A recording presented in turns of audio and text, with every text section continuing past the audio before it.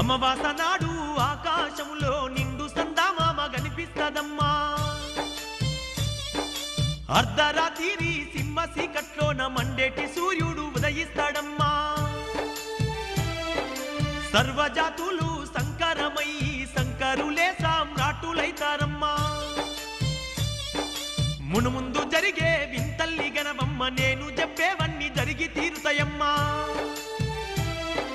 వావి వరసలు మచ్చు కన్నా లేక మానవత్వమే చచ్చిపోతుందమ్మా